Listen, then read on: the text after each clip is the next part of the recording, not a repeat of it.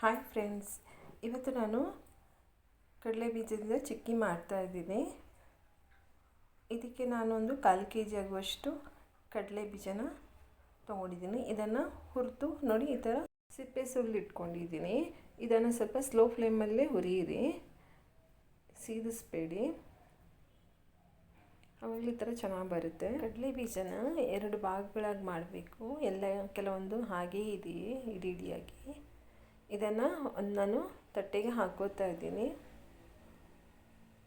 ಒಂದು ಗ್ಲಾಸ್ ತೊಗೊಂಡಿದ್ದೀನಿ ನೋಡಿ, ಈ ಥರ ಗ್ಲಾಸ್ ತೊಗೊಂಡು ಈ ಥರ ಹರಡಿಬಿಟ್ಟು ಲೈಟಾಗಿ ಹಿಂಗೆ ಪ್ರೆಸ್ ಮಾಡಿ. ಕಡಲೆ ಬೀಜ 2 ಭಾಗ ಆಗುತ್ತೆ ನೋಡಿ, ಲೈಟಾಗಿ ಹಿಂಗೆ ಮಾಡಿದರೆ ಭಾಗ ಆಗುತ್ತೆ ನೋಡಿ. ಆಗಿದೆ ಇದು ನೋಡಿ, ಈ ಥರ ಭಾಗ ಮಾಡ್ಕೋಬೇಕು. ಇಲ್ಲೊಂದು ನಾನು ವೆಜಿಟೇಬಲ್ ಚಾಪರ್ ತೊಗೊಂಡಿದ್ದೀನಿ. ಇದಕ್ಕೆ ನಾನು ತುಪ್ಪ ಸವರುತ್ತಾ ಇದ್ದೀನಿ. ನೀವು ಬೇಕಾದರೆ ಚಪಾತಿ ಮಣೆ ತಟ್ಟೆ ತೊಗೋಬೋದು. ಇಲ್ಲಿ ನಾನೊಂದು ಪಾತ್ರೆಯನ್ನು ಬಿಸಿಗೆ ಇಟ್ಟಿದ್ದೀನಿ.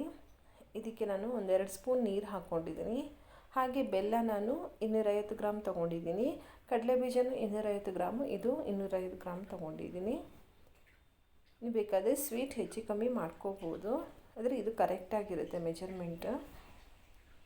ಇದು ಕರಗಲಿ. ಇದು ನೋಡಿ, ಈ ಥರ ಚೆನ್ನಾಗಿ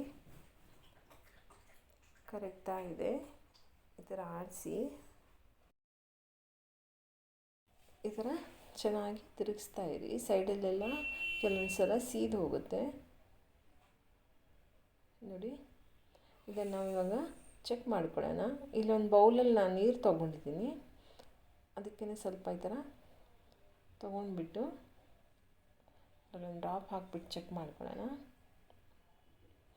ನೋಡಿ. ಇನ್ನು ಇದಾಗಬೇಕು ನೋಡಿ, ಈ ಥರ ಎಳೆ ಬರ್ತಾಯಿದೆ. ಇನ್ನು ಇದು ಕುದಿಸೋಣ. ಇನ್ನು ಸ್ವಲ್ಪ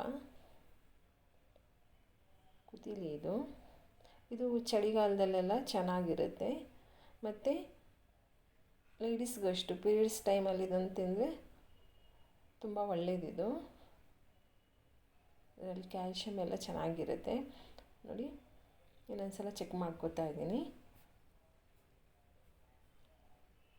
2-3 ಸಲ ಚೆಕ್ ಮಾಡಿ ನೋಡ್ಕೊಳ್ಳಿ ನೋಡಿ. ಇನ್ನೂ ಆಗಿಲ್ಲ ನೋಡಿ. ಇದನ್ನು ಅಷ್ಟೇ ನೋಡಿ.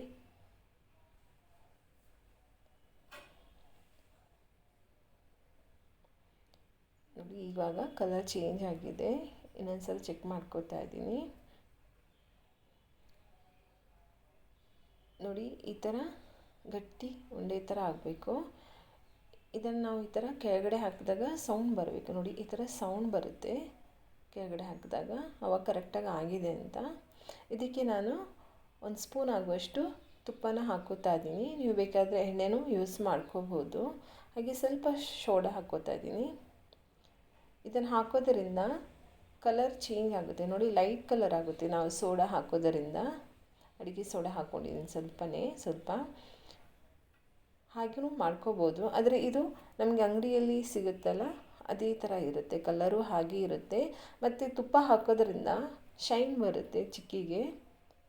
ದೊಡ್ಡ ಸ್ಟೋರಲ್ಲೆಲ್ಲ ಸಿಗುತ್ತಲ್ಲ, ಅದೇ ಥರ ಇರುತ್ತೆ ಚಿಕ್ಕಿನೂ. ನೋಡೋಕ್ಕೂ ಹಾಗೆ ಇರುತ್ತೆ ಮತ್ತು ಟೇಸ್ಟೂ ಹಾಗೆ ಚೆನ್ನಾಗಿರುತ್ತೆ. ಇದಕ್ಕೆ ನಾನಿವಾಗ ಕಡಲೆ ಬೀಜನ ಹಾಕೋತಾ ಇದ್ದೀನಿ. ಇವಾಗ ಸ್ವಲ್ಪ ಫ್ಲೇಮ್ನ ಸ್ಲೋ ಆಗಿ ಇಟ್ಕೊಳ್ಳಿ. ಇದೆಲ್ಲ ಹಾಕೊಳ್ಳುವಾಗ ಸ್ಲೋ ಮಾಡಿಯೇ ಹಾಕ್ಕೊಳ್ಳಿ. ಈ ಥರ ಮಿಕ್ಸ್ ಮಾಡ್ಕೊಳ್ಳೋಣ. ಸ್ಲೋ ಇದೆ ಇದು ಫ್ಲೇಮು. ಈ ಥರ ಚೆನ್ನಾಗಿ ಕ್ಲೀನಾಗಿ ಮಿಕ್ಸ್ ಆಗಲಿ ಎಲ್ಲ ನೋಡಿ. ಈ ಥರ ನಿಧಾನಕ್ಕೆ ಮಿಕ್ಸ್ ಮಾಡ್ಕೋತಾ ಇದ್ದೀನಿ. ತುಂಬ ಚೆನ್ನಾಗಿ ಬಂದಿದೆ ಇದು. ತುಂಬ ಈಸಿಯಾಗಿ ಮಾಡ್ಕೋಬೋದು. ಮತ್ತು ನಮಗೆ ಅಂಗಡಿಯಲ್ಲೆಲ್ಲ ಸಿಗೋ ಚಿಕ್ಕಿಗೆ ಹಂಗೆ ಹಿಂಗೆ ಹಾಕ್ತಾರೆ, ಅಂದರೆ ಶೈನಿಂಗ್ ಇದು ಕಲರ್ ಚೆನ್ನಾಗಿ ಬರಲಿ ಅಂತ.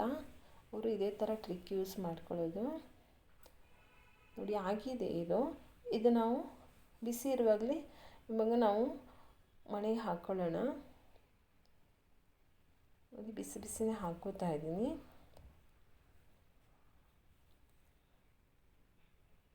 ತಣ್ಣಗಾದರೆ ನಮಗೆ ಈ ಥರ ಸ್ಪ್ರೆಡ್ ಮಾಡ್ಕೊಳ್ಳೋದು ಕಷ್ಟ ಆಗುತ್ತೆ.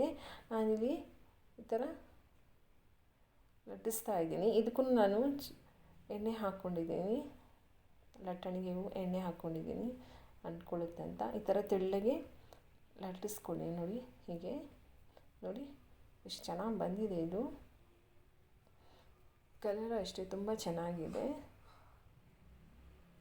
ಮತ್ತು ಏನೋ ತಿನ್ನಬೇಕು ಅನಿಸ್ದಾಗ ಇದನ್ನು ಈಸಿಯಾಗಿ ಮಾಡ್ಕೊಂಡು ತಿನ್ಕೋಬೋದು. ಸಾಮಾನ್ಯವಾಗಿ ಎಲ್ಲರ ಮನೇಲಿ ಬೆಲ್ಲ ಕಡಲೆ ಬೀಜ ಇದ್ದೇ ಇರುತ್ತೆ. ಇದನ್ನೊಂದು 5 ನಿಮಿಷ ಬಿಟ್ಬಿಡೋಣ ಹೀಗೇ. ನೋಡಿ ಆಗಿದೆ. ಇದನ್ನೊಂದು ಸ್ವಲ್ಪ ಗಟ್ಟಿ ಆಗಬೇಕು, ಆವಾಗಲೇ ನಾವು ಕಟ್ ಮಾಡ್ಕೊಳ್ಳೋಣ, ಇಲ್ಲಾಂದರೆ ಆಮೇಲೆ ಅದು ಸ್ವಲ್ಪ ಕಷ್ಟ ಆಗುತ್ತೆ. ನೋಡಿ ಚೂರು ಸ್ವಲ್ಪ ಲೈಟಾಗಿ ಇದು ಮೆತ್ತಗಿದೆ, ಈಗಲೇ ಕಟ್ ಮಾಡ್ಕೋತಾ ಇದ್ದೀನಿ. ಈ ಥರ ಕಟ್ ಮಾಡ್ಕೊಳ್ಳೋಣ. ಸ್ವಲ್ಪ ಪ್ರೆಸ್ ಮಾಡಬೇಕಾಗುತ್ತೆ, ಯಾಕಂದರೆ ಕಡಲೆ ಬೀಜ ಸ್ವಲ್ಪ ಗಟ್ಟಿಯಾಗಿ ಇರುತ್ತೆ. ನೋಡಿ ಈ ಥರ ಪ್ರೆಸ್ ಮಾಡ್ಕೊಳ್ಳಿ. ಬೇರೆ ಚಿಕ್ಕಿ ಥರ ಇದು ಸ್ಮೂತಾಗಿ ಕಟ್ ಆಗಲ್ಲ. ನೋಡಿ ಎಲ್ಲ ಕಟ್ ಮಾಡ್ಕೊಂಡಿದ್ದೀನಿ. ನೋಡಿ ತುಂಬ ಚೆನ್ನಾಗಿ ಬಂದಿದೆ ಇದು. ನೋಡಿ ನೋಡಿ ಈ ಥರ ಪಟ್ಟಂತ ಮುರಿದೋಗ್ತಾ ಇದೆ. ನೋಡಿ ಕ್ರಿಸ್ಪಿಯಾಗಿ ಬಂದಿದೆ. ನೋಡಿ ನೋಡಿ ನೋಡಿ ಇದನ್ನು ಒಂದೊಂದೇ ತೆಗಿತಾ ಇದ್ದೀನಿ. ನೀವು ಇದನ್ನು ಮಾಡ್ಕೊಳ್ಳಿ, ಗೊತ್ತಾಗುತ್ತೆ ನಿಮಗೇ. ತುಂಬ ಚೆನ್ನಾಗಿ ಬಂದಿದೆ ಇದು. ಇದನ್ನು ನೀವು ಮನೆಯಲ್ಲಿ ಟ್ರೈ ಮಾಡಿ. ಇಷ್ಟ ಆದರೆ ಲೈಕ್ ಮಾಡಿ, ಶೇರ್ ಮಾಡಿ, ಸಬ್ಸ್ಕ್ರೈಬ್ ಮಾಡಿ. Thank you.